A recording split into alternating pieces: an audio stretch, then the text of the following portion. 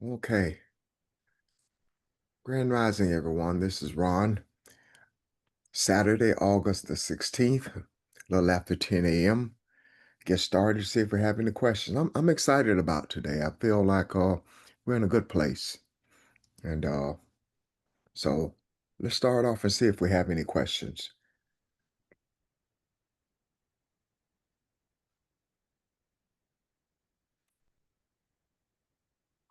No one?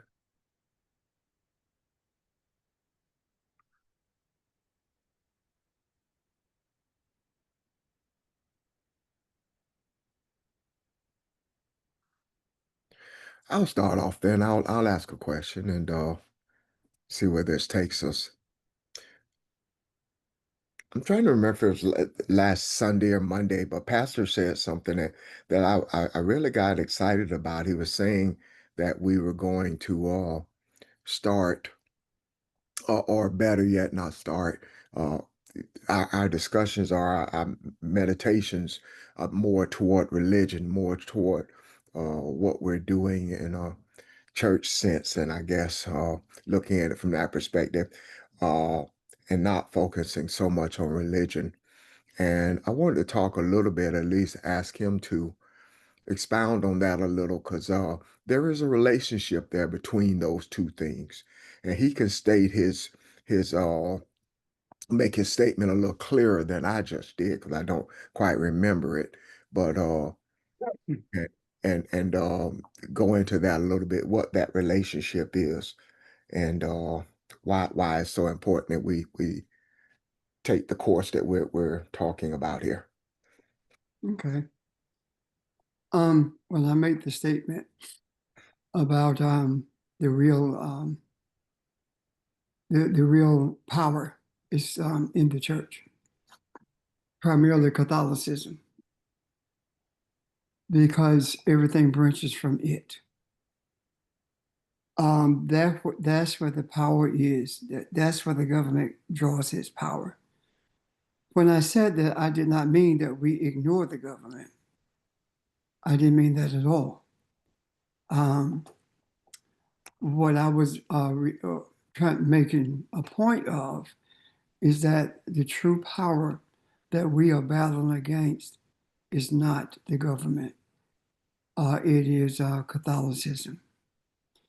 If you remember, um, when we look at the allegory of the New Testament, um, we see that the Romans are involved, but we also see something else.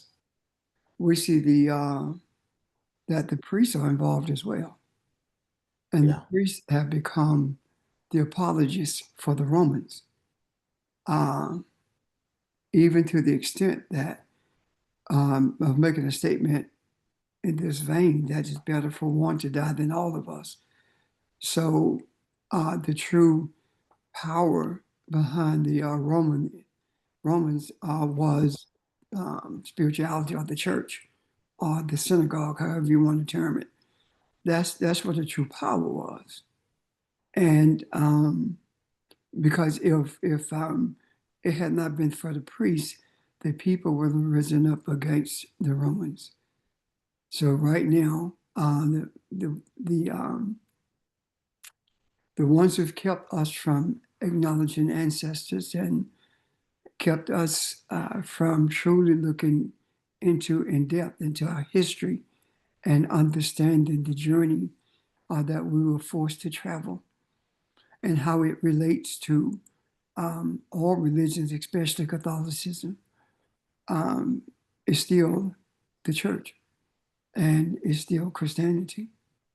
Um, think about it this way: the people who are engaged in these settings, um, they are encouraged to give, even to the extent that they may end up homeless, or that to the extent that they may end up without any utilities in their home. Uh, the people who spend the most time in church is us. And the people who spend more time praying or put more time on their knees is us. and yet we are uh, the poorest of the in this country. So why is it that we are the ones who spend all our time on our knees or all our time worshiping the God that was forced upon us, and we still end up in the same space? Why? Because uh, this is no different than the elephant with the chain around his leg, and he tries to move from his position and can't because of the restriction of the chain. And then you put a thread around his leg, and once he feels the pressure of it, he still will not move, even though he could easily break it. That's where we are. We have we don't have the metal chains on us. We don't have the whip on our backs, but metaphorically we do. The whip on our back, that's metaphorical, is the struggles that we have in trying to eke out a living in this country. And the church has become the keeper of the chains, the overseers who keep us in bondage.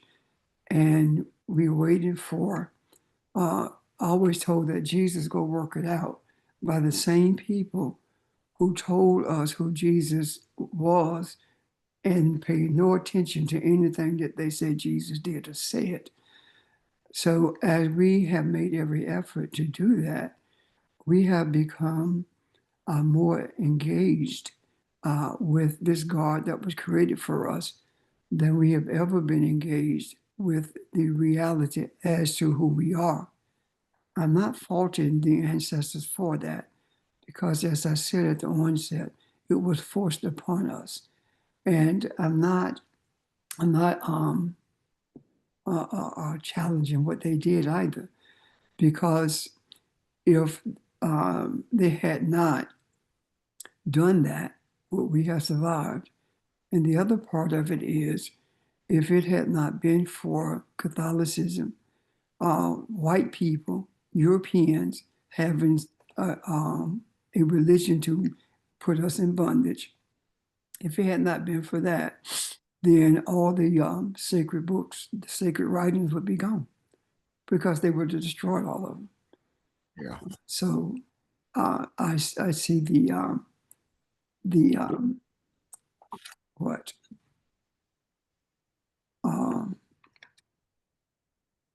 I see that the ones who tried to destroy us and everything about us were the preservers of what is important to us, and that is the understanding of the spiritual nature of the sacred writings, as well as coupling them with our known history. Does that answer your question, Ron? Yes, sir. Any questions or reaction to what Pastor just said?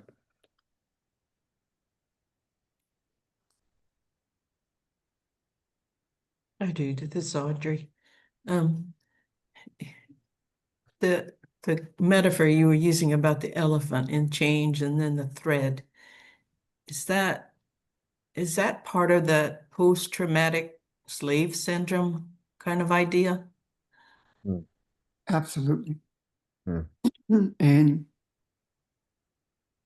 it's funny how we arrived at the place where we recognized um, how to deal with this trauma. And the way we arrived at it is we started talking about respect for femininity and how our women have been abused. And then we talked about the trauma that men, excuse me, our men had endured. With Charles in particular talking about his journey. And then um, we got to the space now where we were talking about this uh, this trauma that we have passed on from generation to generation. So I do believe that we had to look at um, the true essence of femininity and the true essence of masculinity before we could actually deal with this PTSD that comes from enslavement. So, yes, this Christianity has been the thread on the elephant's leg. Mm. It's also been, I was reading this article. It's been a while ago, but it talked about, I can't quite remember the term, but it has something to do with like colonized spirituality or colonized religion, something like that. But it was talking about how, and it was actually talking about a Chinese woman who she had a Chinese family, but she was going to an evangelical church. And this family, you know how they do youth groups and all that kind of stuff. This white family sort of took her under their wing and they were basically indoctrinating her on evangelical Christianity. And she was writing about how she got into it because obviously she was young and all of that. But she was writing about how she felt that upon reflecting on it after, she had grown up and all that, how she felt that even though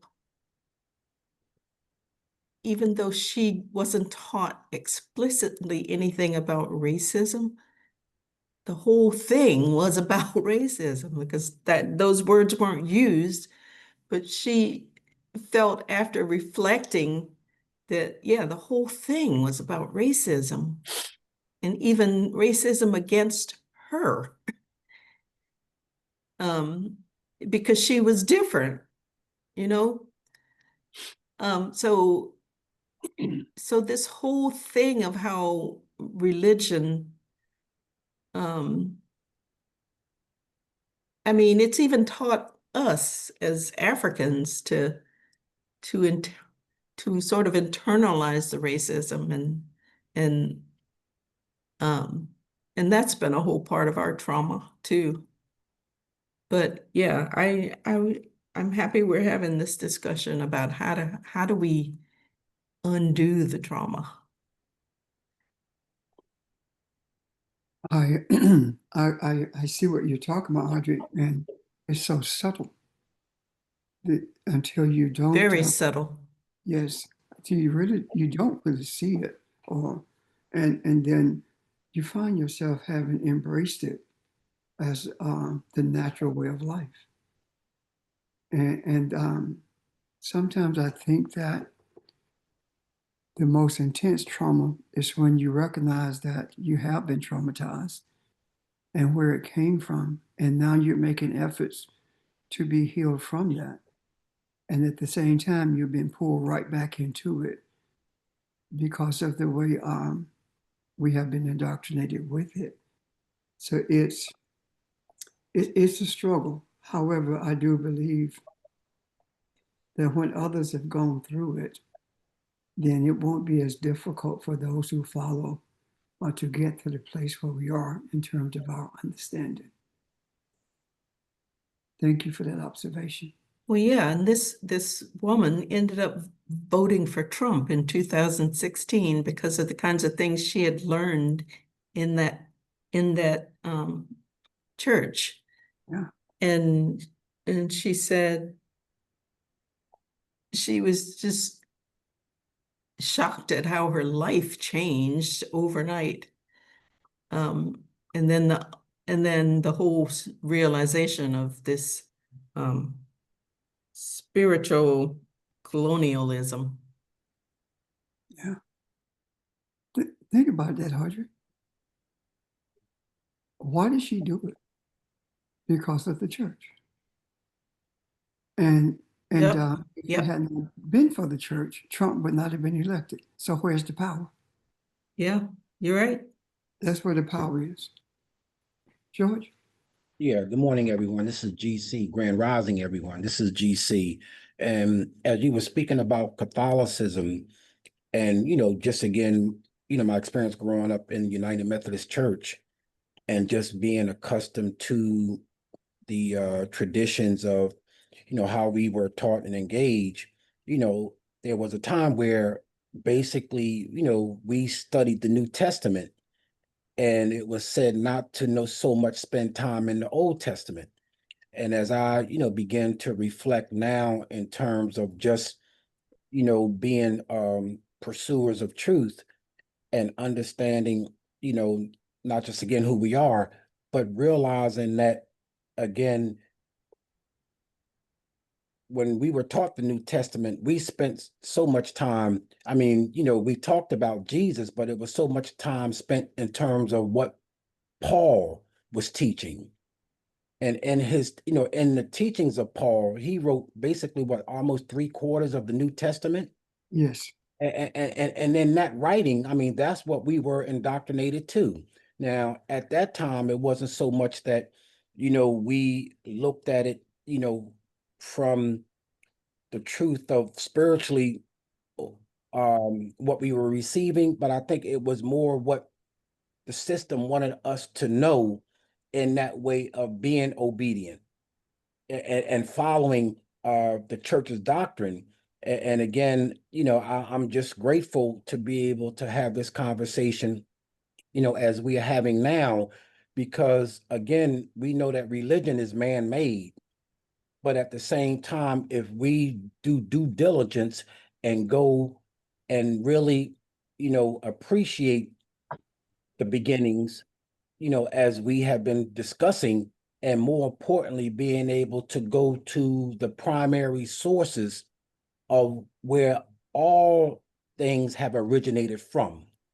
And so when we talk about the accounts of life, the accounts of the spirit, we talk about it in terms of the Bible, which is the word of God, in terms of how we were taught. And then as we, evolved and talked about the aspects of the Big Bang Theory, which is another account, for, life. But then I think the last point of emphasis that I find to be very helpful is to look at the African theory on the origins of beginning, in terms of the cosmic universe. And so there I'm finding much more spiritual enlightenment that's helping me to appreciate putting things in the proper perspective and dealing with it in truth, and at the same time respecting the journey that we're on. So I just wanted to share those thoughts because again, I think it all extends from our beginning in terms of how we were taught. And I know that church was a very integral part of my, early journey in terms of who I was, and now coming to an awareness, is just, a blessing to be able to have this conversation. I'm done, if that resonates. Thank you. Anyone else? It does resonate. Thank you, George. Um, One of the things that I just said kind of it that took some wisdom to me that in all of that she saw racism.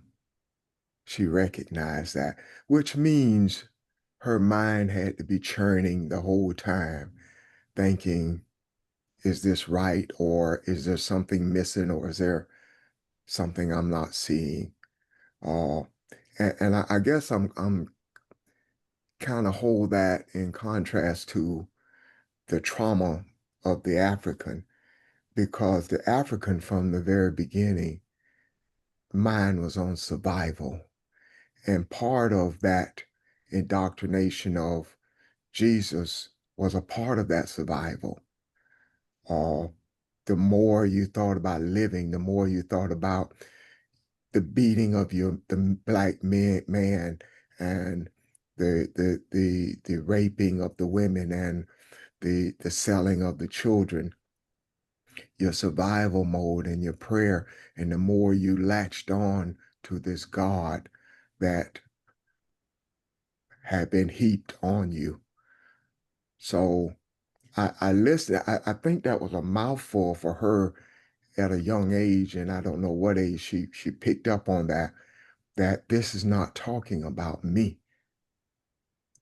Religion is not talking about me. This is this is something that is man-made, and I'm a part of this because I'm one of the pawns in it. You need my energy, but you don't need me.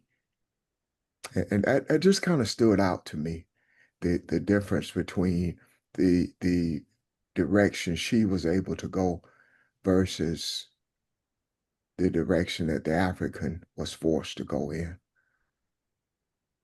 Because that took wisdom. Well, Wisdom had to show her that. I agree. Let me read a little part of it, of the article. And again, this woman was Chinese. She had a Chinese family. She just got involved with an evangelical church. White evangelical culture provided me with one other thing I'd been chasing after my whole life, an entry point into dominant white culture. I wanted to unother myself and believe that I could assimilate myself into safety, power, and love.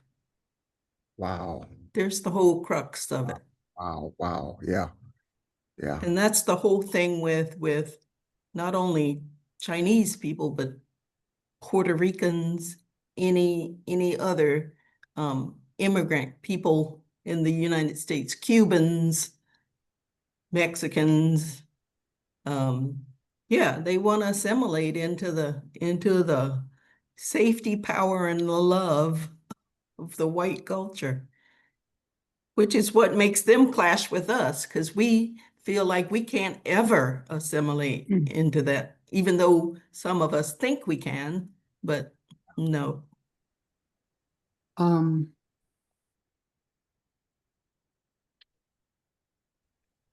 That comes as a result of something I think we have not looked at maybe. Europeans divided the whole world into groups. Europeans are the ones who created races. And in doing so, they pitted races against each other. They are the ones who brought this into existence in order to lay a foundation for controlling the whole world. And that's exactly where we are right now. Because when you don't know who you are, your life, your future, everything about you is limited. It is kept within a confined area by those who are pulling the strings behind the scenes and using media outlets to convince you that we are the cause of our own problems. We're in the building and they set the fire, and we are left being blamed for burning our own selves up. When we go through these, when we travel this journey of understanding, we're not really learning anything. We are remembering everything. In our spiritual DNA is a pattern of understanding that we have used to survive without even realizing that we were using it. The reason I say we are remembering is because we are the same as we were from beginning, even though there has been uh, intimate relationships that produce other children from other people, the dominant is still the melanin. When we look at the New Testament, George talked about how the New Testament was used and how they were told to stay away from the Old Testament. The Church of Christ does that to this day. And if we were to stay away, then we would not understand the foundational principles that we gleaned from understanding the journey of Moses as well as the journey of Abraham. This Jesus that was created as human was not always presented as human. There was no Jesus until the Greeks joined with the Romans, and they agreed to name it Zeus. And, however, it was simply Soter or Christos, which means the Christ or the Savior, is what it was really. If we look at the true nature of the crucifixion and the story that it really tells us, this is not me. It is something that I gleaned, that I remember rather from readings and a video I watched. The way that the Africans survived is that it held on to the will to survive. And even though it didn't realize it, it was impossible to destroy or to kill the African because you can't kill God. You can't destroy God. And when the Europeans established a hierarchy, the reason that we are at the bottom of that hierarchy is because there is a recognition of our divinity. Every community that was constructed by us, we had no governmental help. It was like we had 2 cents and they had 2 million, and we ended up surpassing them. And when that happened, they burned the towns down. So where did that ingenuity come from? This idea of surviving has always been in us, still is. At the base of the spine, there is compacted energy. And just as Jesus was 33 years old when he was supposedly crucified, there are 33 vertebrae. And the story of the crucifixion is not about a man. The story of the crucifixion is about the dying to self.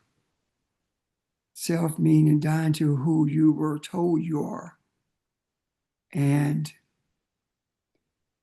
coming to an understanding of who you are. Your desire, your meditation, when you are able to still your mind and desire the energy, the creative power that sits at the base of your spine, it begins to travel up your spine through the chakras.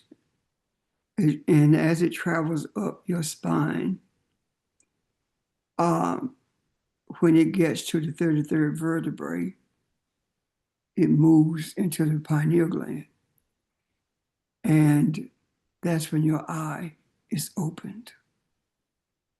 So this thing about Jesus and the crucifixion and the resurrection is about us being resurrected by virtue of understanding who we are and having this desire to see with our eye instead of our eyes.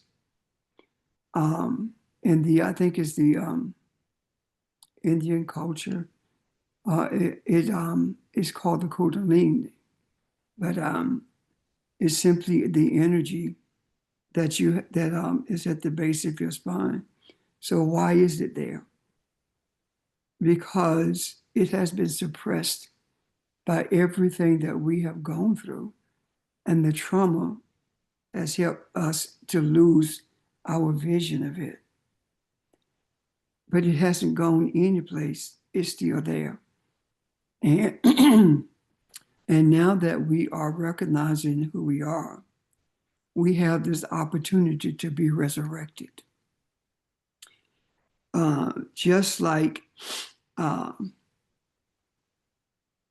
it is said that Jesus, this man was nailed to the cross, was crucified. Our crucifixion was not on a cross. Our crucifixion was enslavement. Our crucifixion was indoctrination into a Neanderthal mindset. That's our crucifixion. And in order for us to resurrect from that crucifixion, we must come to a realization as to who we are. And then we will begin to see it's not about a 33-year-old man. It's about the 33 vertebrae, that the pathway that the energy follows until it reaches the crown, which is the pineal gland. And that energy becomes one with the energy of the universe.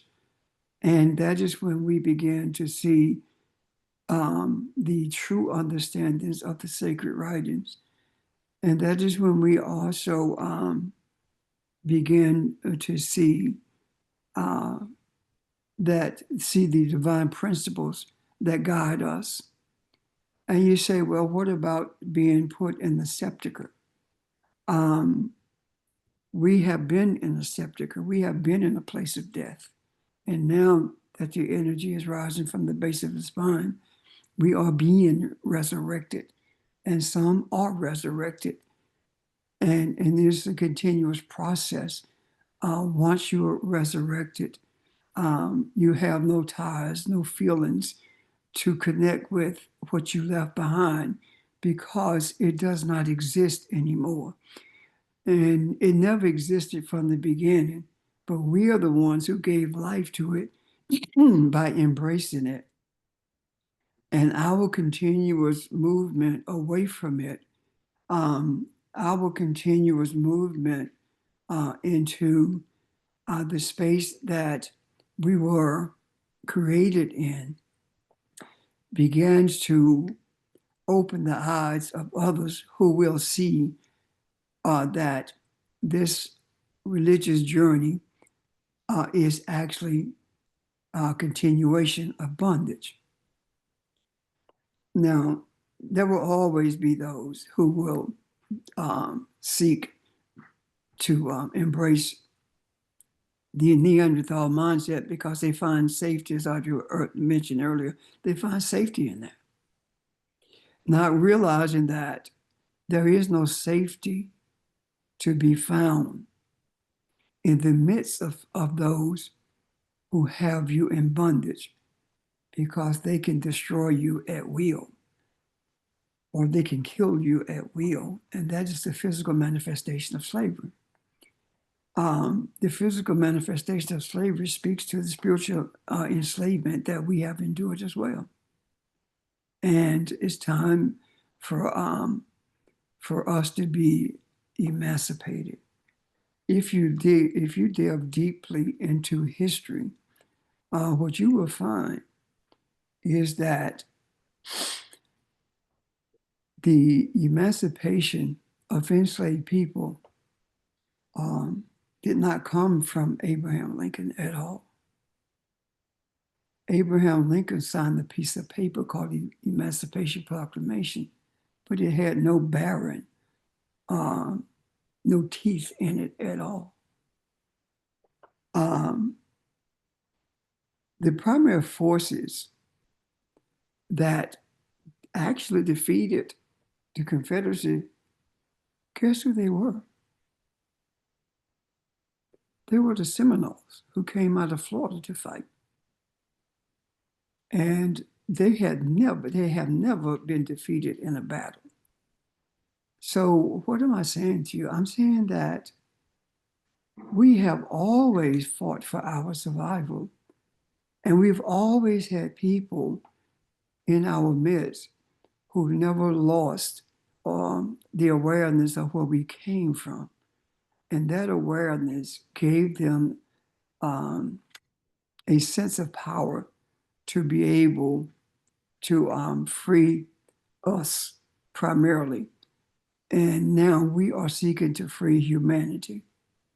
The people that we called root workers, um, some of them use divination for um, reasons that are less than noble. But the main thing that we miss is they did it. So where did it come from? It came from our people.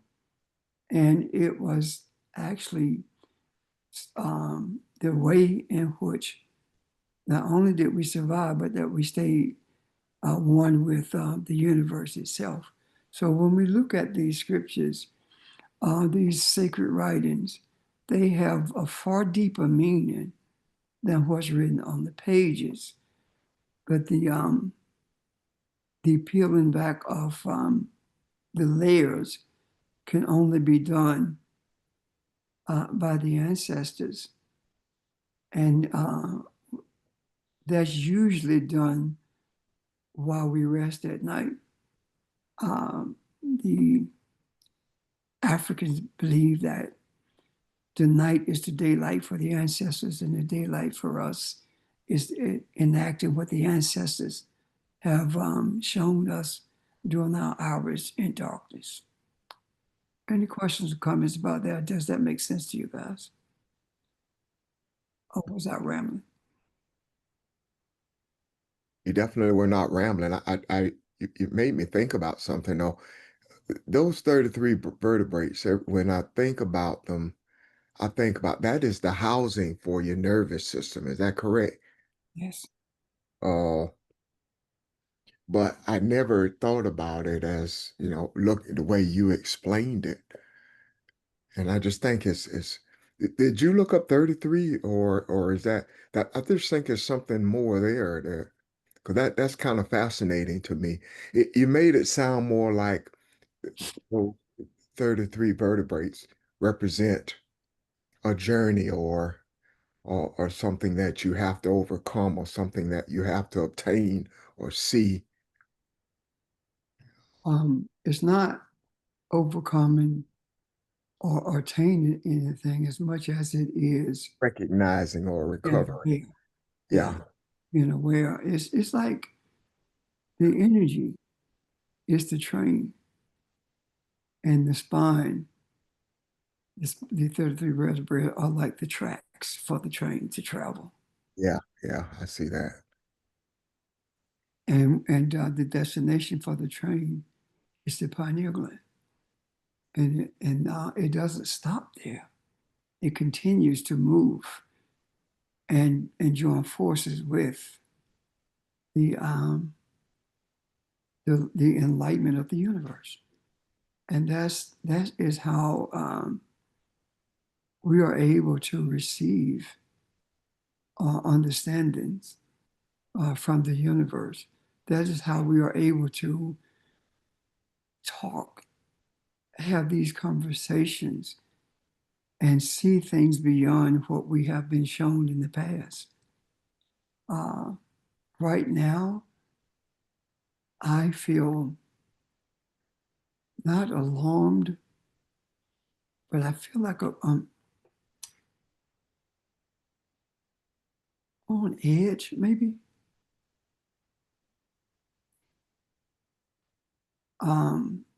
Like something major is about to happen. I feel very strongly that September is going to reveal a lot about where we're headed. Right now, there is a sense of arrogance in that European mindset. It feels like it has conquered everything, and there is nothing outside of its ability to manipulate everything and own everything. I don't concern myself that much with Russia and the Ukraine. I did in the beginning, but then I began to to see something, and what I see is that they're only doing what they have always done: kill each other. I mean, think about it.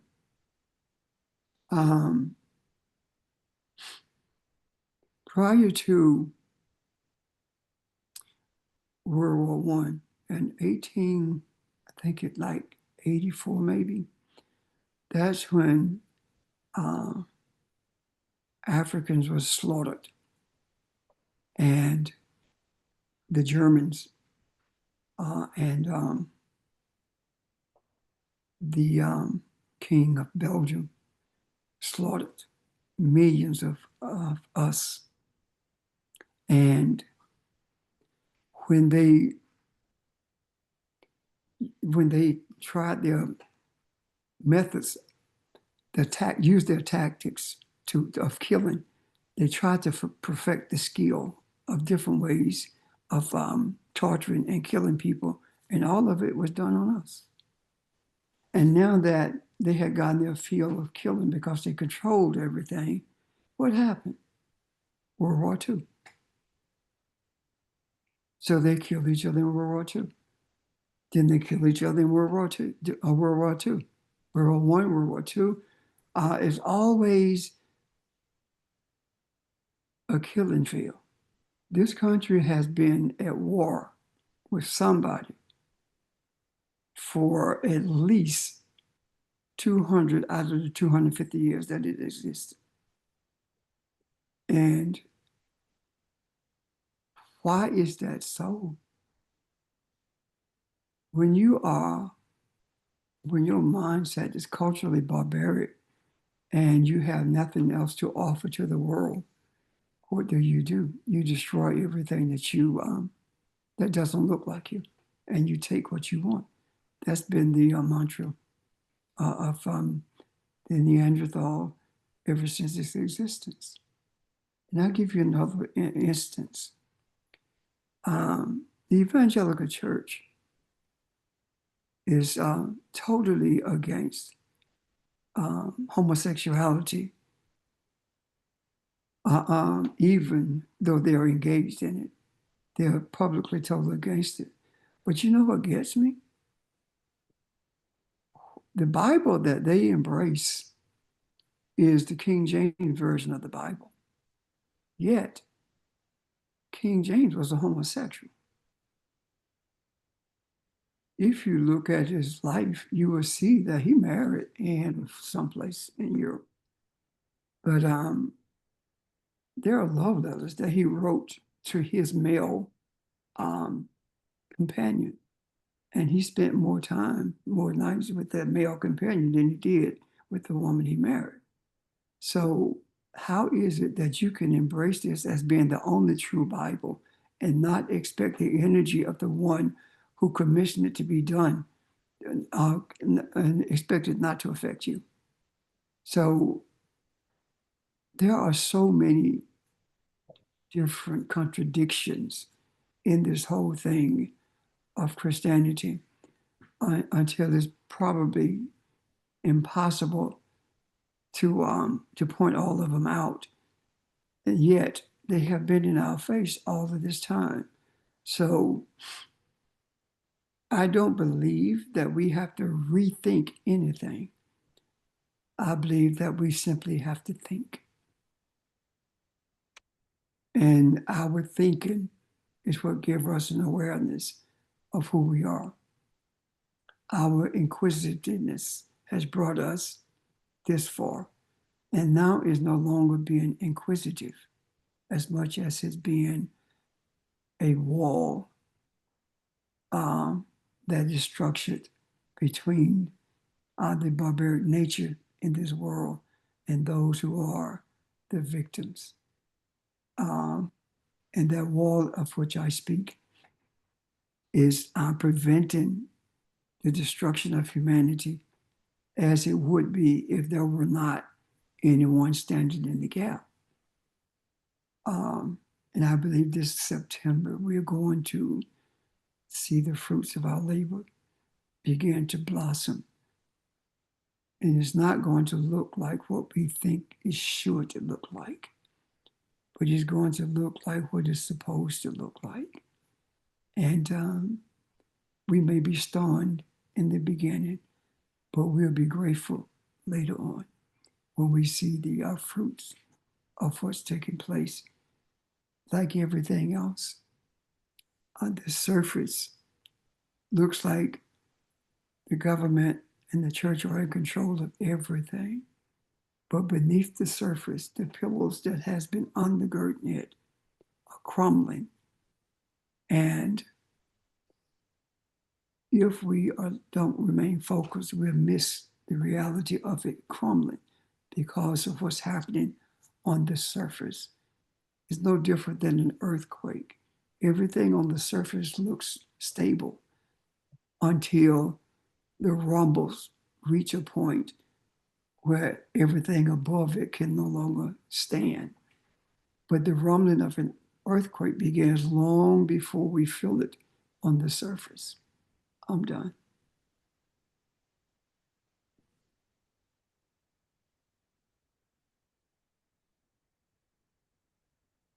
Thank you.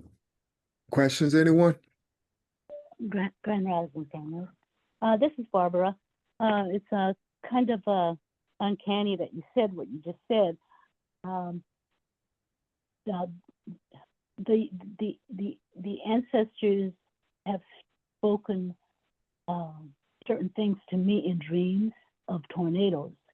Now, I dreamed of tornadoes early on, but I did not know the source of the energy that did the revealing until after we, started talking about all that shared with us in sleep, et cetera, et cetera. But night before last, and I don't know if this feeds into what you felt, Pastor, that you're feeling, but night before last was the first major tornado dream that I've had in years, even in spite, not in years, but in a couple of years, in spite of all of the other stuff that has been going on since the election. But this was, so I take it to be significant in that I did not have these dreams before about all of the massive kinds of things and changes that occur in this country and in the world. But it was a dream about tornadoes, and they were training, if you know what I mean, training one right after the other, and they were tornadoes. There were funnel clouds. There were huge wedge tornadoes. There were all kinds of tornadoes, and I don't know who we is. I often don't. I'm not able to identify the specifics of who the we are. I know I was there. There were children there. There were other people there in what looked like my father's house. And I think when I say my father's house, because it's always been a place of a safe environment, if that resonates for us. And so it's like almost all the dreams I have are we are in the confines of that space, and lots of times the tornadoes they happen all around us, and nothing significant happens. This time, it blew out glass doors and things like that. Now, we don't have any glass doors in the actual house, but it blew out glass doors and blew glass all over the people that were there, but it did not tear down or dismantle or destroy the building itself. But anyway, it was just an unusual dream at this time for me, and I'm not quite sure of the total meaning of it at this point. So I just thought I'd share that because it resonated when you indicated some of the things that you have been feeling. Thank you. Thank you. That resonated. It did.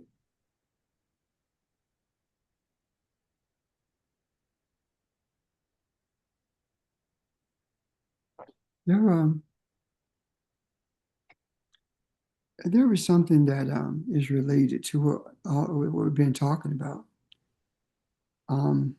Barbara stated that she knew it came from the ancestors.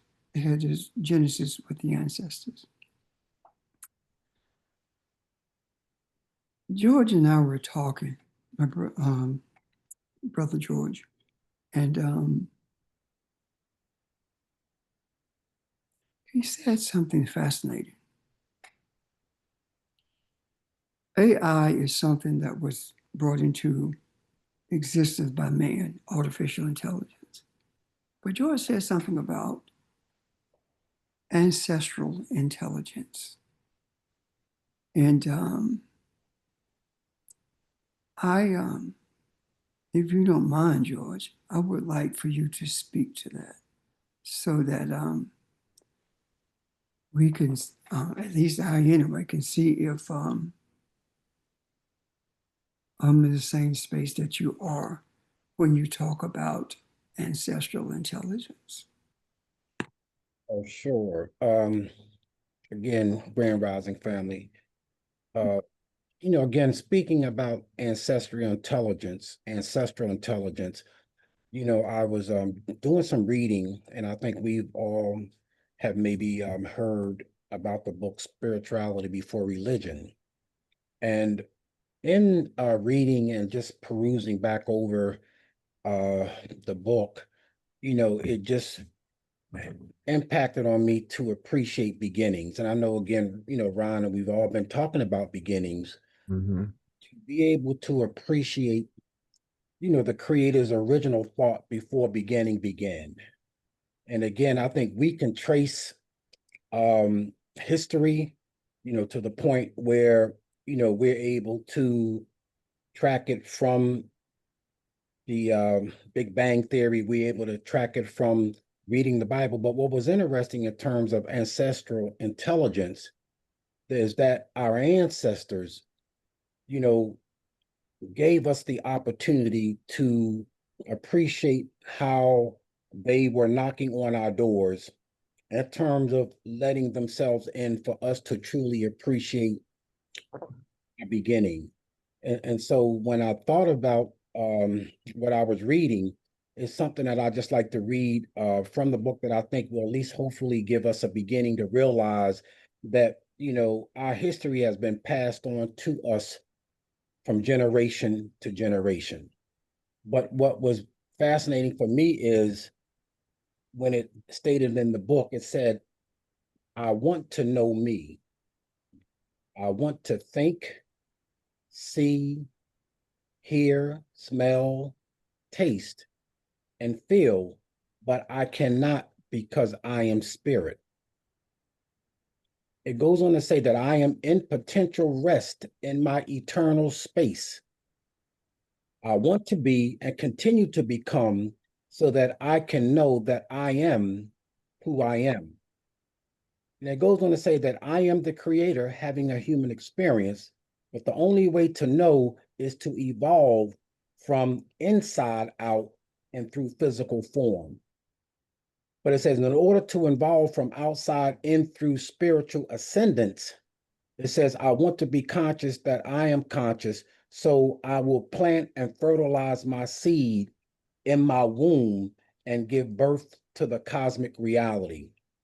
And what I grasp from this again is being able to appreciate what existed before the beginning began.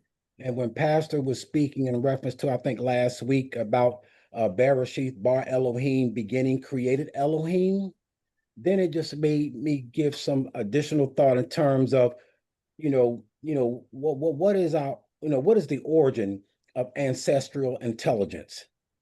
And our ancestors were so spiritually connected with energy, because we know again that our first teacher, was nature. But for our ancestors to be able to have the thought, to be able to inquire about what existed before the beginning began, our ancestors were able to look at it where their thoughts were, thought in the universal's mind created desire in her heart. Desire spoke word into his heart, and the word made flesh. What is our ancestors revealing to us in terms of us being able to appreciate the mindset and the spiritual connection that they had with nature, to be able to go in that spiritual realm to appreciate what they call the nun? And so when Pastor was speaking about Genesis 1, 1, it just gave us the foundation to appreciate again that our ancestors were saying that it was what they call the nun. That is everything that is all encompasses in the all. So if we are, because they were, then the ancestral intelligence that we're receiving is something that has always been there, but it's something that we're spiritually being enlightened with as we go back and revisit the beginning. So what am I saying? Or what is the ancestor saying to us? And I know that, Ron and I had this conversation before where we talked about the importance of astronomy, or just looking at the mysteries of what our ancestors were able to connect with in their so-called journey. So when we talk about our ancestors, I think the question today is, what are the amount of ancestors that it took for us to come into existence? And again, as we all know, that numbers play a very important part of our spiritual essence. And so again, when we look at our ancestors, they were able to have relationships, with the netters, with the essences of the sun, the moon, the stars, water, all that existed. And I think that again, when we now come to that point of looking at it, our ancestors talked about the exponential expansive equation. And again, that's just simply numbers. If we look at our history, there's what we call the Medu Neter, which talks about the importance again, of not only our beginning, but it talks about the importance of our beginning. And so with that, and again, I'm just trying to come back to it in terms of what we call the hieroglyphics. And when we talk about a picture is 1,000 words, and a symbol is 1,000 pictures. I'm only looking at math now as being a very integral part when we talk about, again, the Rhine papyrus, which deals with mathematics. And there was 87 principles that our ancestors, now this is going back, before the Christian Kemetic, before the Kemetic philosophies, but it talks about that spiritual beginning when we talk about the mysteries, of our ancestors. And so when I speak about how many ancestors it took for us to be brought into existence, it talked about if you take 20 generations, you know what I mean? And they say a generation is, about, 20. And at the same time, if you can look at it in terms of our direct line of ancestors, you take that and it comes out to about 1,048,476 ancestors in terms of that direct line that I'm connected to. Now, again, I'm just kind of in terms of metaphorically, we could begin to see the importance of how mathematics was crucial. But what it said to me is that there were ancestors who were a part of my journey in terms of who I am today. And that is that direct line. But when I spoke to Ron, Ron was saying, well, George, it even goes back further. When you think about the indirect line of ancestors, that we're connected to. So to look at it, in a summary, we talk about as so above, so below. And so when we think of that concept, there's nothing new under the sun. Okay. And so when we begin to look at what we are connected to and how powerful we are, it comes back to that ancestral intelligence.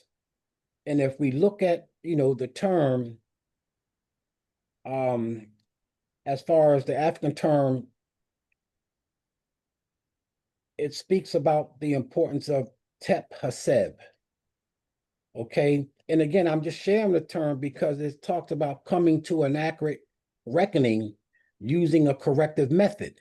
So I'm only going back to look at the importance of, again, astronomy, astrology, numerology, looking at the science, physical science, looking at the social science. So spirituality is unseen science, but science is seen spiritually. So, and when we look at the Bible, I'm just trying to look at it in that way that we can see that our ancestors had the thought to be able to realize the importance of the waters. And so in this, it's all encompassed in the Nun. And so from that, what we'll begin to see is how our ancestors was passing down through generation for us to be able to appreciate who we are. And this is why, again, we talk about the importance of knowing self. But to know self, we need to appreciate what has been given to us has been passed down by our ancestors, because again, with artificial intelligence, we know that it's artificial. So it's something that, we have to deal with. It's something that we will have to discuss, understand and look at how that plays a part of our development. But I think going back to the ancestral intelligence is how it all originated from the beginning. And so when we say woman or man, know thyself, we have to go back to the sacred writings. We have to go back to what we have that has been documented and recording since the beginning. And if it all started, with the eternal waters of Nun, then we can begin to see the importance of us being cleansed of things we were taught, but coming and dealing with it from the truth. That's why we have the Ma'atian principles. That's why we have the 42 laws of Ma'at. So I think, again, in all of our desire to seek truth and to know truth, it all starts with why I believe we're on the call is because we want to come to that knowledge of knowing our true self and being able to incorporate all that our ancestors has given us and being able to look at it in a way where we can continue to spiritually be involved. I think Barbara mentioned something earlier where our ancestors are always talking to us in our dreams, and they're leading us, to an awareness that we can appreciate in terms of understanding how all this works together for the good. So, I just wanted to, initially share those thoughts. And there's some other aspects of AI that in our readings, Ron, and everyone that's on the phone that I was coming in contact with in terms of Dr. Somi, Sabunu Somi, you know what I mean? In terms of talking about the importance of community and talking about the importance of our ancestors. And so again, that's just a kind of an overall assessment in terms of looking at it. But our ancestors are what we call, our third eye. And these are just all attributes that, again, I think that we can, look at as we, continue to discuss this. But I think the foundation, for me was to be able to realize that our ancestral intelligence, is a major point of initiation that I think that we definitely have to, consider as we look at the difference between ancestral intelligence versus artificial intelligence. And are there any questions or comments that anybody have? I wanted to share some other thoughts, Pastor, but I just wanted to make sure that we can look at this as we continue to explore. I have a question. Mhm. George, and this is just something I've been recently looking at. But you mentioned the waters of Nun. And I know that in us, the cerebral spinal fluid plays a big part in how the energy rises, the Kundalini energy rises up to the pineal gland.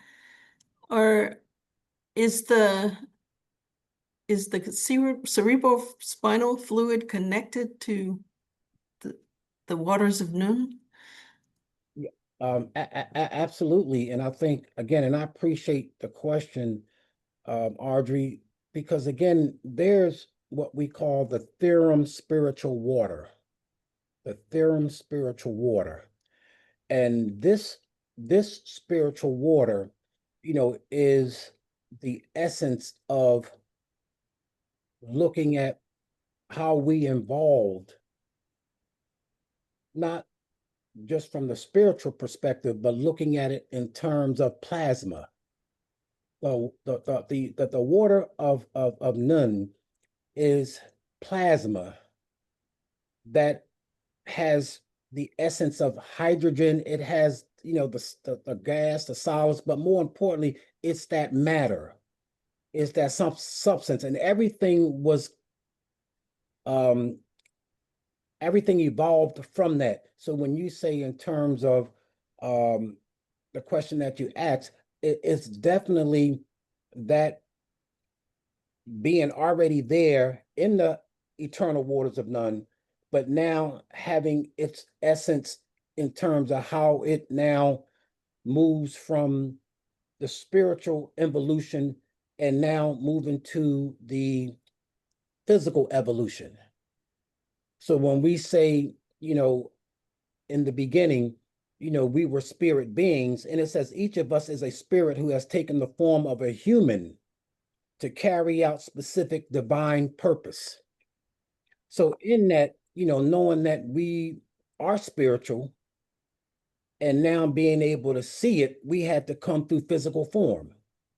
And in that physical form, I think is all of the waters, all of the elements that now gives us this body that we have, that give us this knowledge that we have, but it all, kind of came out of the Nun, if that resonates, Audrey. You know what I mean?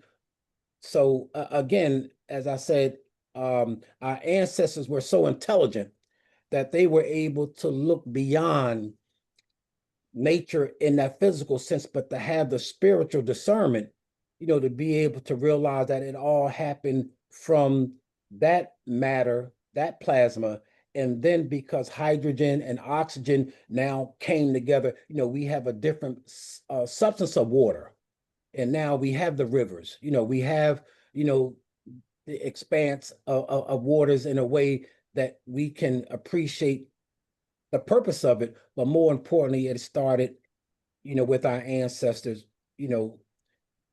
from the beginning. And this is what they call this is what they call Khepera.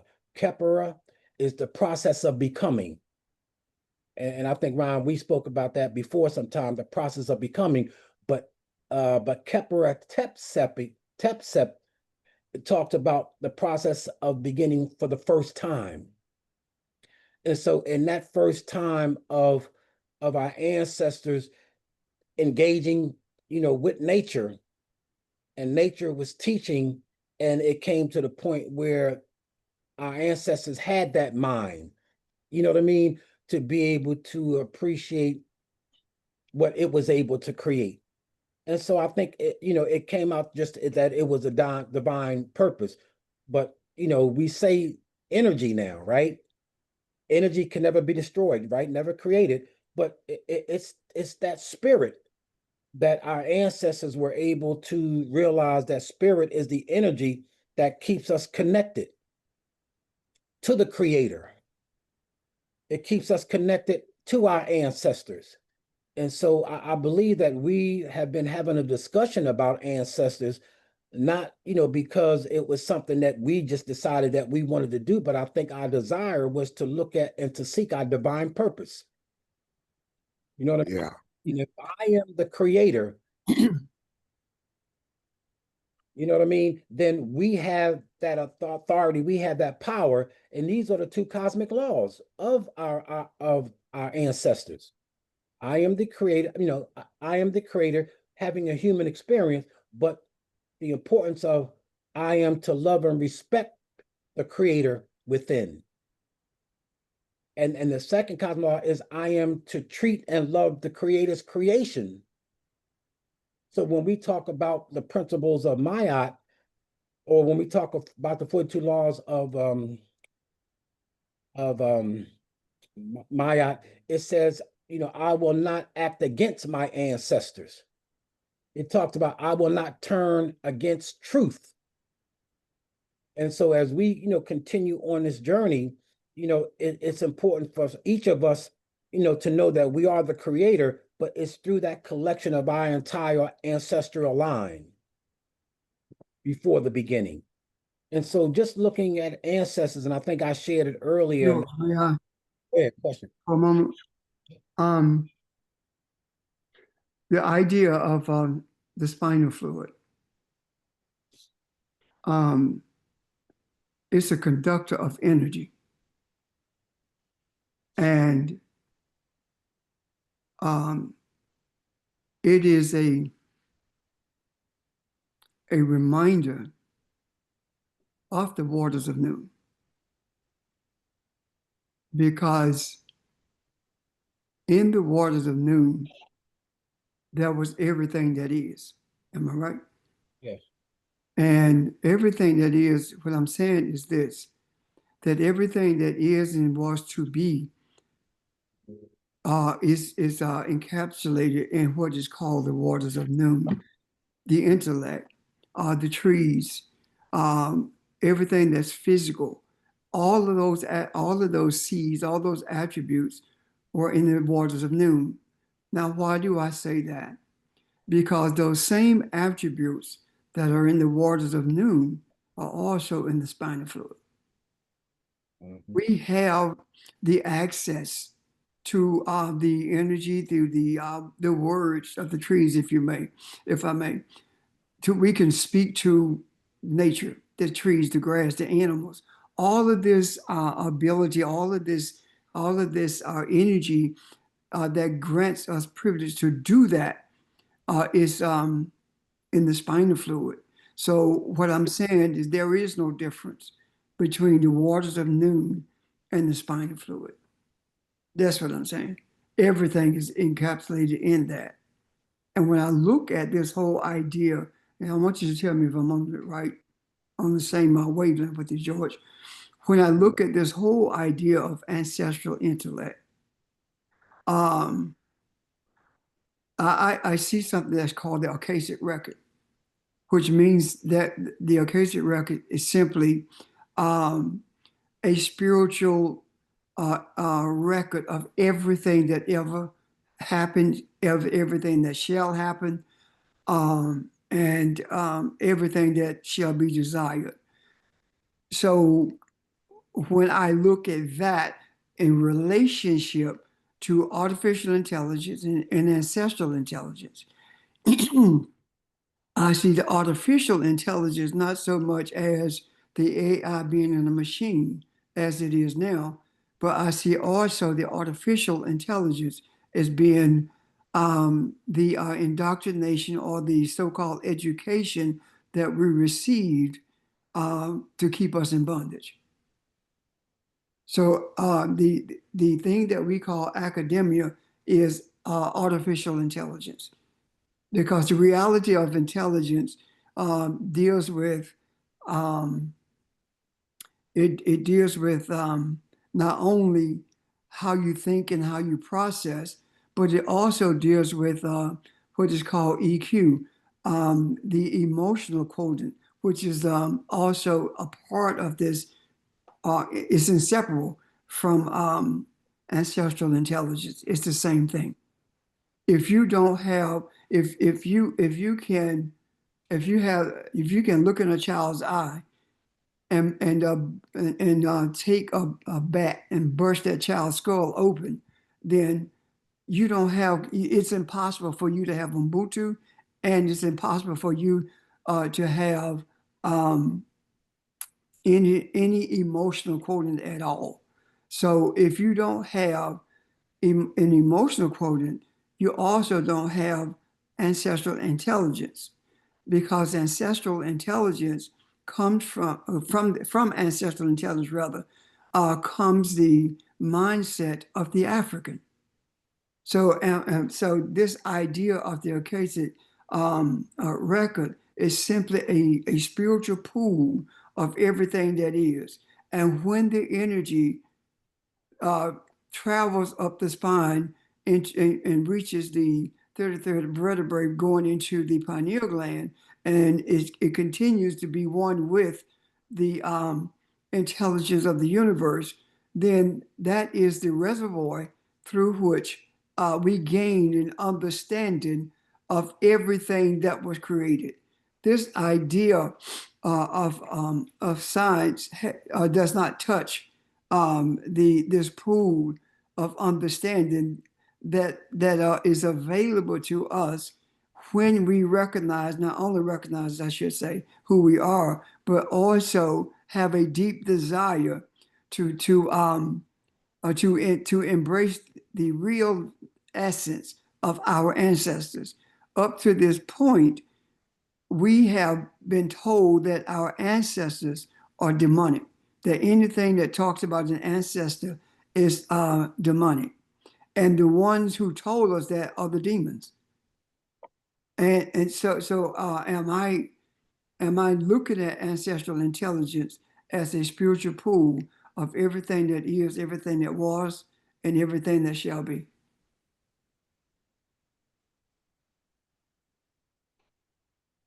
That's a question. Well, again, Pastor, in terms of the question, but I believe the answer is what you so eloquently stated, is that the Akashic Records talks about the cosmic intelligence. I mean, it talks about it all being in the one. We talk about, One second, George. So when you say cosmic intelligence, we are talking about the cosmic mother. Absolutely. So what we're actually saying is that the enlightenment that we receive from our desire to know who we are, when we begin to engage with our ancestors, the energy that flows to us is has its genesis in the essence of the cosmic mother, which is the progenitor for all of our ancestors. Does that make sense? Yes. So go ahead. No, but I think it refers to our ancestors when we talk about thought, the cosmic mother, you know, and was my created what? Created desire, right? In her heart to be able to give us what's been passed down to generation to generation. So when we talk about um um physical evolution, we talk about the Twa people, right? We talk about, the physical essence in terms of um the African being the first being to exist, you know what I mean, in the universe. And in the universe, in terms of the science, it talks about the Pangea. So this is just part of that earth consciousness, but it was the cosmic mother who created desire, when it said created desire in his heart. But it was the cosmic mother who gave us the blueprint, you know what I mean, in that sense that we're able to appreciate what's been passed down from the earliest point when we came into civilization. But George, Yes. I think that as for the cosmic mother, the creator of everything that is, the progenitor of our existence, the beginning of our existence, um, made us the blueprint. Mm-hmm. We are the blueprint of spirituality. Mm-hmm. And the reason I say that is because if our mindset is loving kindness and our mindset is guided by the 42 principles of Ma'at, our mindset is a love for humanity. Our mindset is different than the mindset of the Neanderthal. So if we are Elohim, and we are, then we are the blueprint for how how mankind is supposed to conduct itself in these bodies, which means that we are the beginning point of civilization. Long before there was a Kemet, there was a Kushite kingdom, and all the civilization grew from the seed of the Kushite kingdom.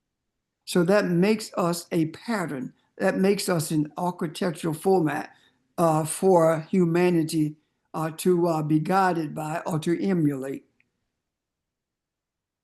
And that is the reason that we are indeed highly emotional.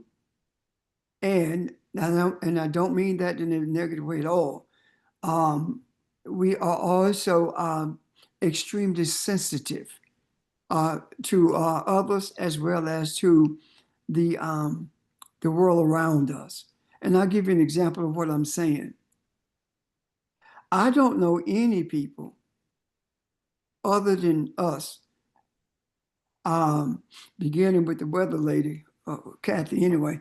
I don't know any people who are able to consistently turn a tornado or hurricane, or to remove the strength of a hurricane, the destructive nature of a hurricane. I don't know any group of people who was able to do that other than us. And we did it consistently. So what I'm saying is that by virtue of our being able to do that, that says that even then we did not know it, but we were being shown the connection, the oneness, the unicity that we have, not just with the universe, but that we have with everything on this earth. Does that make sense? Yes. And I would that at this point, if there are questions or if there's something you don't understand, would you raise it, because there's no point in us really going forward if you don't understand, or if you're not embracing, or it's not resonating with you. I think every time George discusses this with me and talk to me about it, I think I see a little bit more. So I thank you guys for the discussion and the questions, because I think I see it clearer now than I ever have. Uh, doesn't mean I understand it at all, at all, but a couple things and please don't let me confuse this or anybody, but in my mind, I gotta simplify things in order to see it. Uh, the waters of noon. When George was talking about this, and he was talking about the direct ancestors, and I think you came with 1 million plus. I see that as if you look at the ocean as the waters of noon, I see those millions people are just being energy. So you go in with a cup and you pull out a cup of water, and those are the 1 million people. So everything in that cup is from the waters of noon. So whatever the waters of noon contain are in that cup. Am I good with that so far? Yes. So in looking at that, I think I see beginning a lot clearer too.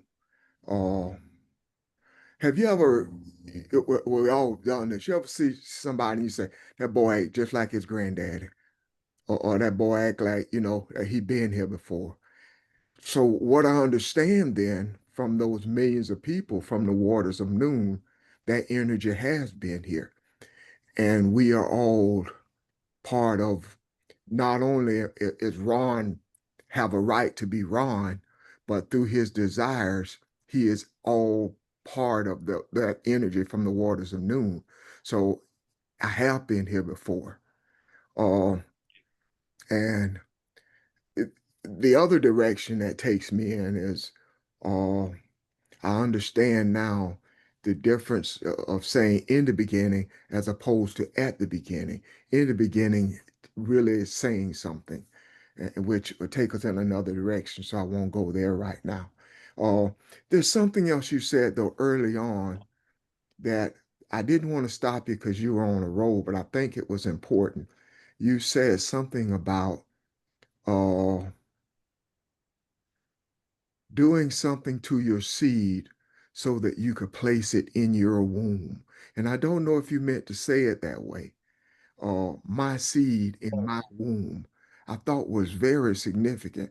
And I don't remember, did I misunderstand that? Or did you say something to that effect?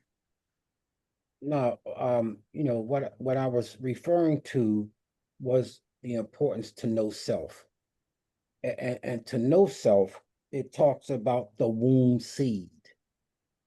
Okay. And so the womb seed in the blackness of the dark universe, I was basically referring to Genesis 1, where the Spirit of God, what I mean, hovered over the deep, over the darkness. But that's none. So when we talk about to fertilize my seed in the womb and give birth to the cosmic reality, that's the cosmic mother. But I think that we all have the power, to create. And so we all create in that way that we're able to have that communion with our ancestors. And so again, in terms of looking at it, Ron and everyone on the call, and I think this is, why it's, again, it's important that, and I appreciate the conversation we have and the support, because I think all of us have the desire to truly want to know not only who we are, but the power that we have to bring spiritual enlightenment to those that come into our presence. And when we can appreciate the foundation, when we can appreciate the beginning before the beginning, then I think that it just gives us the opportunity to seek, you know what I mean, Mhm. the truth of who we are, but more importantly, we are because they were. We are because our ancestors were. We are because the Creator, created us in His image and His likeness. But then, what do we mean when we talk about being created in His image and likeness? And I think that that's why our ancestors are with us to guide us, to protect us, right? And to inspire the community. And that's what Dr. Sobunfu Same reminds us of. But I think that womb seed, is important because we talk about it so above, so below, but it's the panspermia. You know what I mean? It's the all in the essence of the cosmos, and it's all that's in that heaven and earth. When you say panspermia, you're talking about all of the seeds that is necessary to bring life into the earth. Yes. And when you talk about creators, the way I see it is that we don't create trees. We don't have to, they already exist, right? Right. In order to be Elohim, we have to create in our image and likeness. Make sense? Yes. Well, the way I understood it is that, George, you were saying that it's the ancestral knowledge or ancestral intelligence that plants the seed in us to help us discover who we are, which is like giving birth to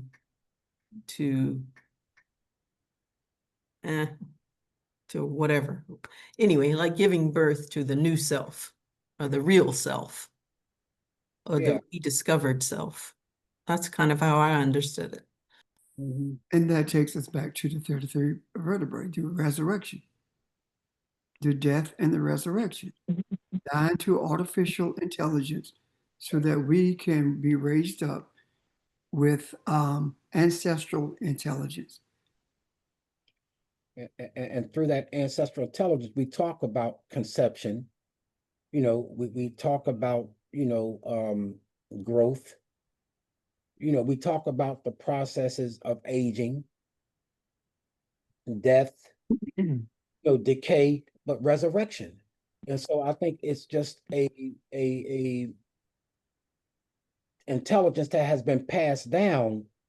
But again, every time we speak from the heart or invoke or to tell our ancestors from the other world, that something is going on in this world, it's the ancestors who are our eyes, our ears and nose and tongue and skin from the spiritual world. Yeah. Because them not, having flesh or bones like we do, but at the same time, again, it's, but we are our ancestors' ears and eyes and nose and the physical world. And Go ahead, Pat. and they meaning the ancestors have been waiting for us, this, for lack of a better term, this tribe of Africans in this land have been waiting for us to have the desire to be free from a world of suffering, pain, hatred. And in order for that to take place, a new world has to be created. Are you with me so far? Pastor, may I ask a question before you go into that? I'm processing what's being said, and this is Kathy, Grand Rising family. I want to make certain that I'm seeing it correctly before you go into accessing. I'm looking at artificial intelligence versus ancestral intelligence. When I look at ancestral intelligence, and this is how I'm processing it, and help me to see it clearer if I'm off track. That is the wisdom. Well, that is the knowledge. That's the knowledge, information coupled with spiritual wisdom. The spiritual wisdom, when you were describing the compassion that we have, the emotional quotient that we have inside of us, I see that as the spirituality. That is something that the African internally has already on the inside of them. And we access that through spirituality, understanding who we are, and our connection to the ancestors opens us up to be able to understand ancestral intelligence and to connect and know that we are connected to that from internally at all times. Artificial intelligence is what it says it is. It's man's attempt to recreate what I just described from an external point, from the outside in, trying to tap into information and trying to tap into all of these things, but being void of the spiritual wisdom. So as a result, you may have access to the information and the speed of accuracy and the knowledge of man-created knowledge, but void of spirituality. That is how you can remain in a state of being non-human, because you're void of the spiritual. And to me, I see this no differently from the attempt with the Temple of Babel. I'm going to create what I see the African has. I am going to attempt in my own way to create that externally, because I do not understand that this is something that's internal, that you have to access spiritually and be connected spiritually to the wisdom of the ancestors and understand all of that. But because what does artificial intelligence tout? That you have at your fingertip a world of information in a matter of nanoseconds. And so they think that they have created what we have on the inside because they see it, they don't understand it. So therefore they try to access it externally, not understanding that ancestral intelligence is something that can only be accessed spiritually, from understanding who you are spiritually. And the part that they're missing is the spiritual wisdom of it all. So having that information and knowledge leaves you in a state of being non-human without the compassion piece, which is the spiritual wisdom to me. And I'm listening to everything that you all are saying, and I'm trying to process it quickly in my mind as you're moving forward to the next part of the rivers of Nun and all of that. I'm still stuck on AI versus AI. And I wanted to really clear that up for myself, if I'm seeing that correctly. Does that make sense? So help me if I'm wrong. You're right. That's what's being said. Okay. See, emotions are attached to melanin. Emotions are influenced by melanin. And the new world that I was about to talk about can only be created by the desire to have all of mankind embrace the essence of the principles of man. And I'm going to say something that's going to be controversial. And in order for there to be peace in the midst of those who have a Neanderthal mindset, they have to have a desire to emulate the mindset of the African, as opposed to challenging it and trying to replicate it with a machine. In other words, they have to be submissive to this mindset. Otherwise, nothing changes. And the new world of which I speak is a world where that Neanderthal mindset recognizes what it is and begins to seek guidance from the mindset of the African, so that it can submit to it. It does not mean that the mindset changes as much as it means that you fight to be human. You fight to be expressive of these emotions. You fight to be infused with a sense of compassion, of empathy. Because now what we see within the Neanderthal mindset, there is no compassion. There is no empathy. None whatsoever. If there were, then the war in Gaza would have been over. And if there, and the thing that's keeping it from keeping this mindset from being submissive is the church. Everything goes back to Christianity. Everything actually goes back to the Vatican. Everything. Because it has set itself up as God. The papacy, the Pope is God. That's how it has set itself up. And what's happened is a Neanderthal mindset has said that it is God. And sprouting from that Neanderthal mindset, all the Protestant churches that exist. And sprouting from that mindset is Judaism, is Islam. All these religions have their root in the mindset of Catholicism. And every European government, whether it is in Europe or in some other nation that has been colonized, has its roots in Catholicism. That's the bottom line. So this new world that we are bringing into existence is a world where that Neanderthal mindset no longer desires to be attached to religion, because it can see the fallacies. It can see the hatred, the greed.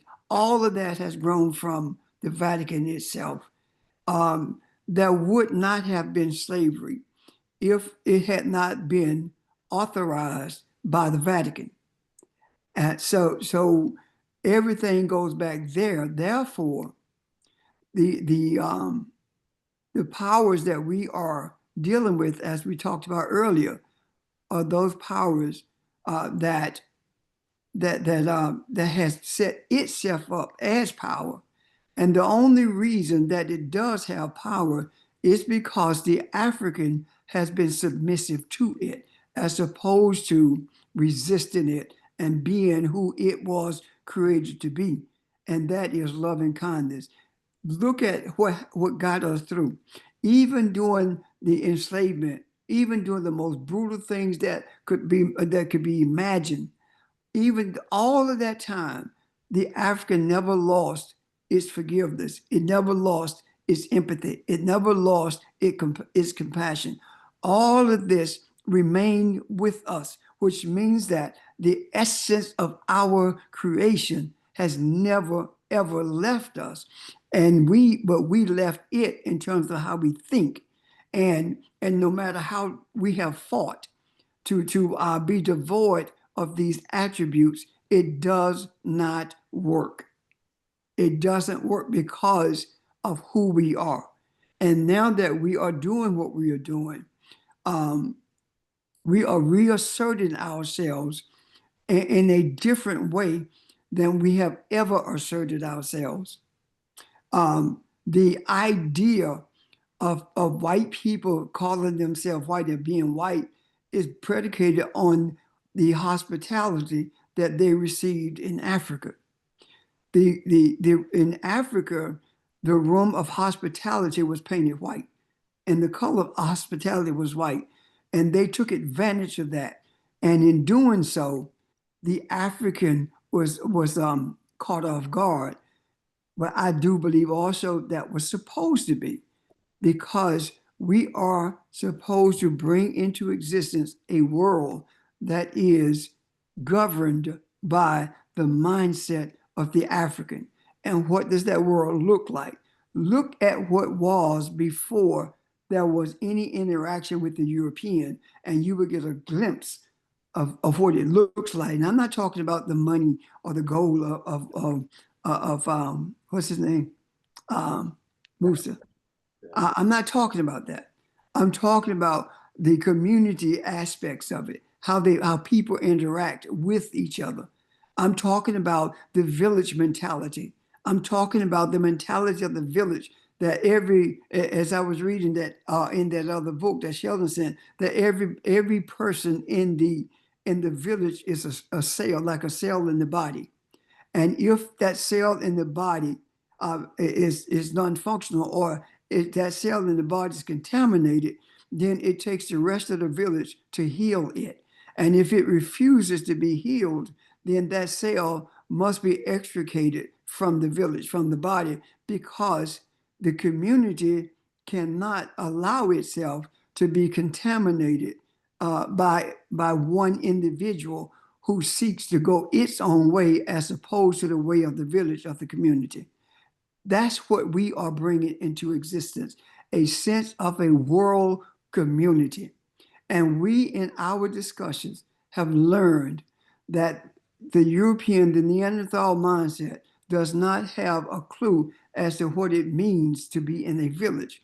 And the reason that a community and a village, the reason they don't is because of the history of destruction.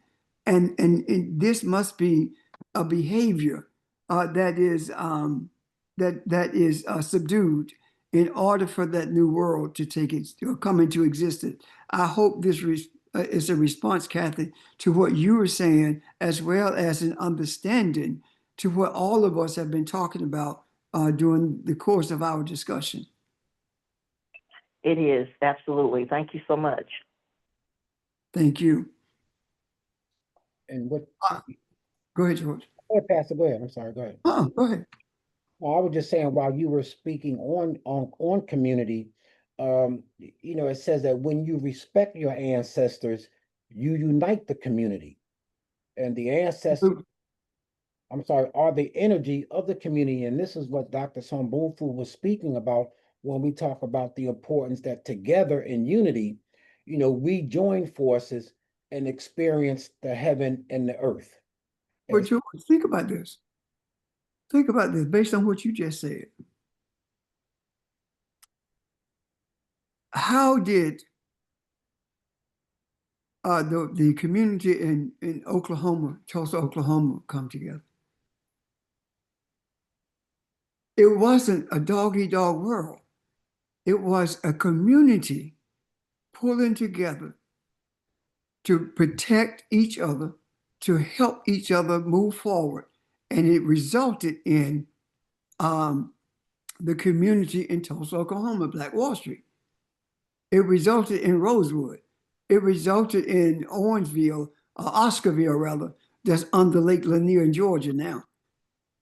All of these communities came as a result of the innate sense of community, innate sense of village, and prospered because of the energy of the ancestors, even if they were not aware of it. That's where the prosperity came from. That's where the ingenuity started. Does that make sense? Yes. So I see that, George, is as a component of what you were just talking about. And you know, I think there's no coincidence when we look at you know, Dr. Some, Sobunfu Some, her husband, Malidoma Some. Yeah. You talk about balance. You know, this is where I can appreciate, you know, in terms of just, you know, reading, you know, both books, but more importantly, you know, talking about the sacred text of the ritual, you know, versus again the ceremony, which we'll get into. But I think the most important thing again is just being able to realize that, you know, it says to be understood, it was necessary to explain the wisdom of the mystery teachers of the sacred word.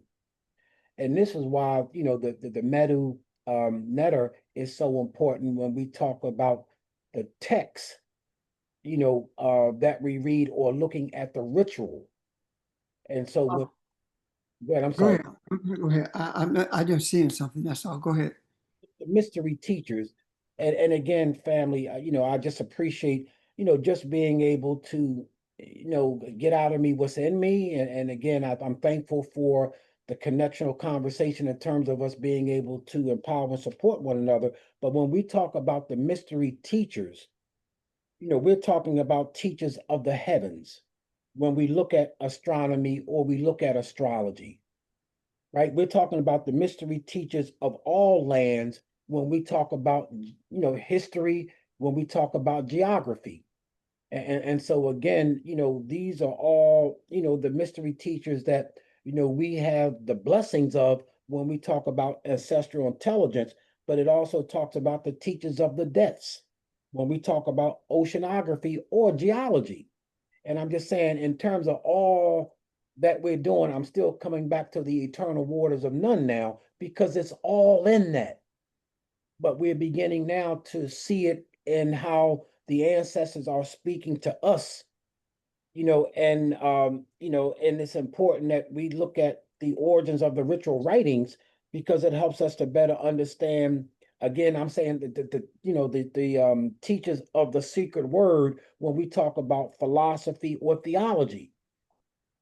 Go ahead, Pastor. I see you like Yeah, to- yeah. There is something that the ancestors showed me, or spoke to me, and I was seeking to understand the rituals that made a shaman. And during the period of my meditation, I was shown that that's not going to happen with us, because we are African, but we are a different tribe. We are a different group of Africans. We are a different village. We are culturally different, yet we are Africans nonetheless. Our culture is our culture that has been developed in this country. Our language is our language that has been developed in this country.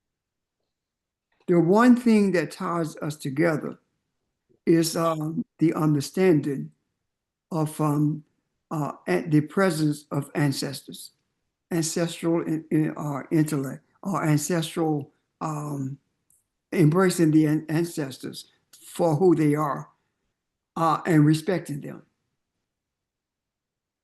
The rituals that were mentioned in the books that we're talking about, they are not for us. The ancestors said that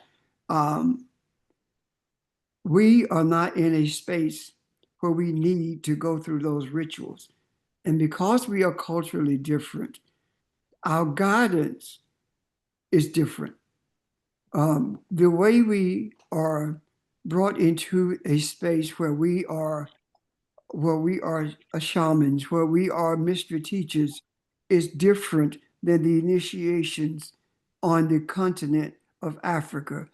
Akabalon we are still Akabalonians, and we are in Akabalon, but we are different spiritually in that our becoming is different, because we will be granted eyes to see. We will be granted the understandings of wisdom without having to go through those intricate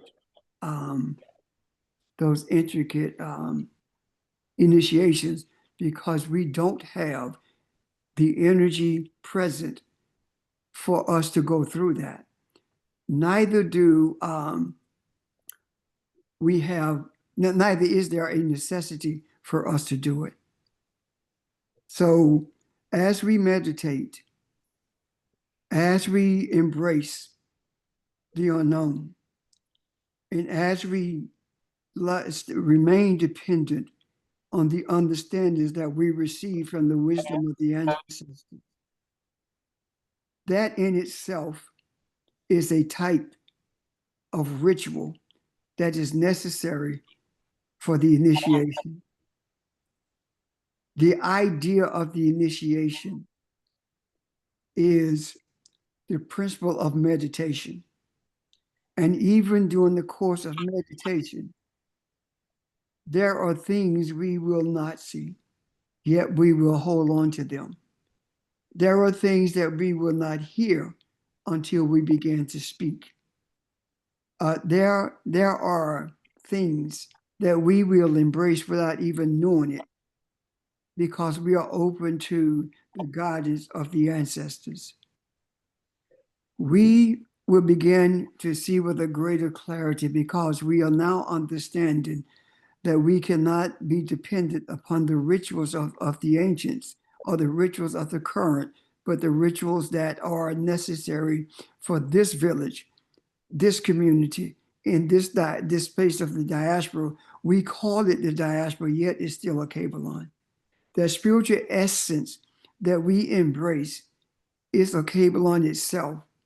And as the pattern that we have been made for humanity, the reason we were brought into this place, this enslavement, is because it was necessary if we are going to reclaim who we are at the same time creating rather in the same way that we were created in image and likeness.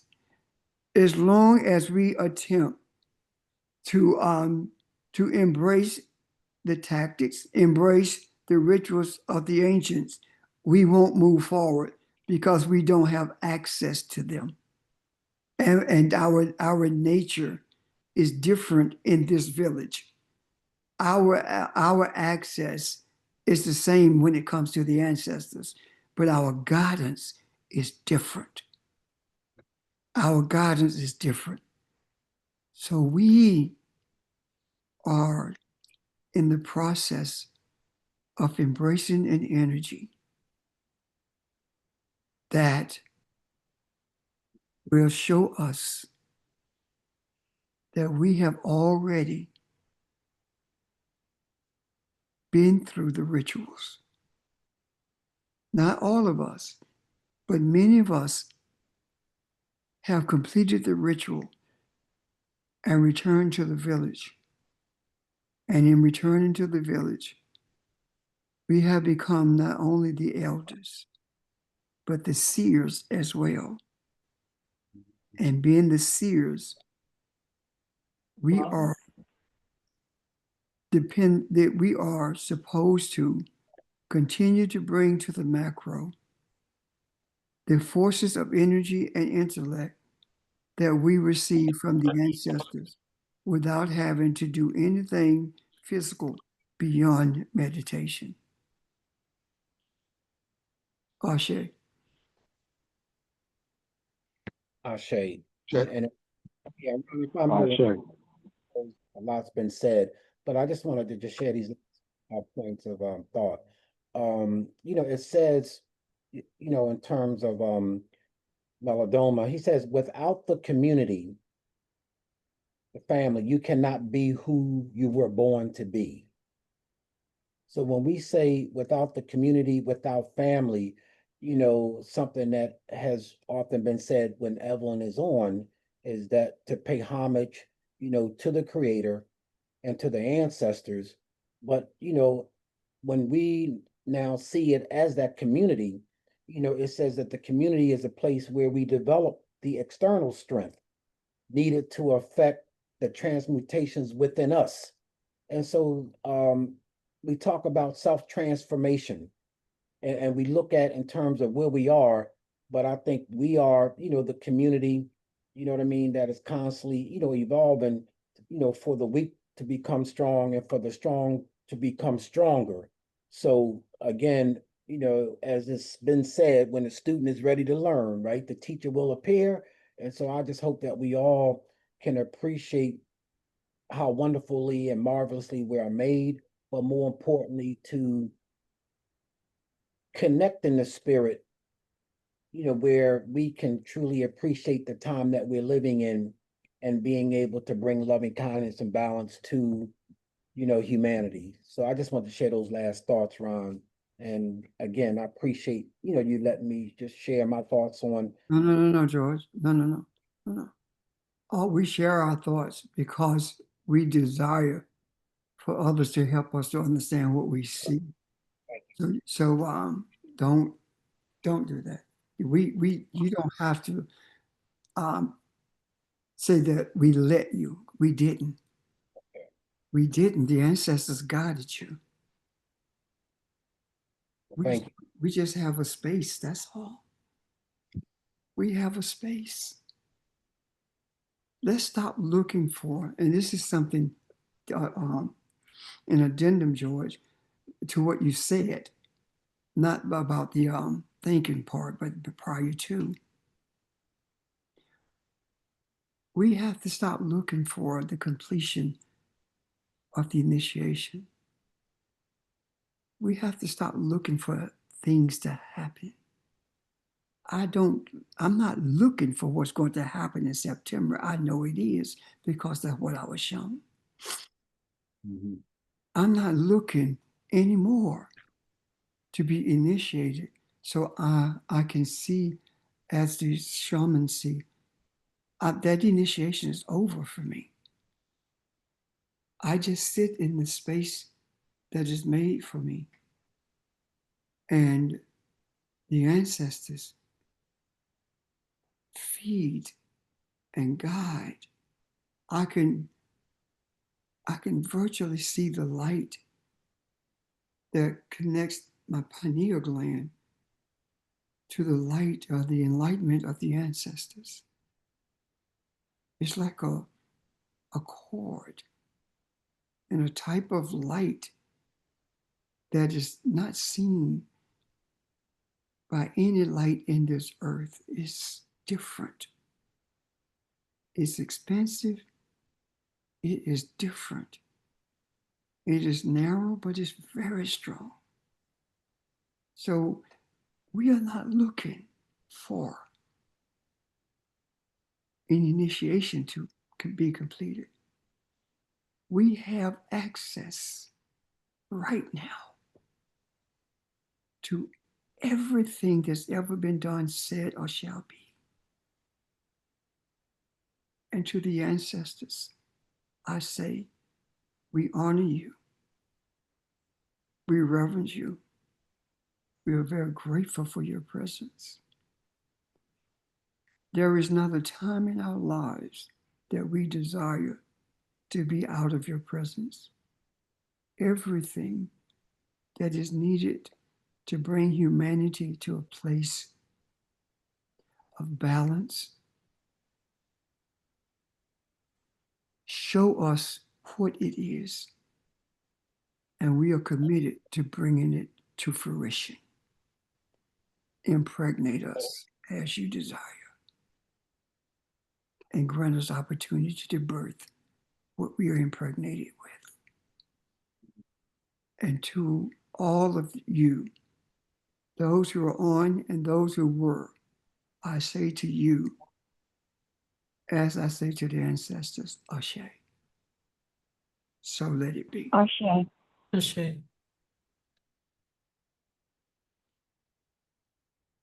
Beautiful, beautiful, beautiful.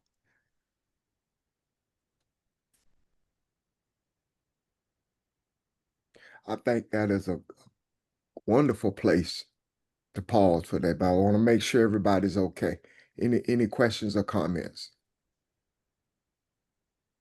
Awesome discussion. I'm sure we're not done with this at all, but maybe chance to ponder and kind of maybe listen back to what was said. See if you have any questions. Okay. Thank you, everyone. Great job. Have a great day.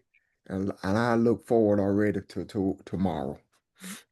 Have a good Thank you, Everybody, everyone. have a good day. Good day. Thank you, everyone.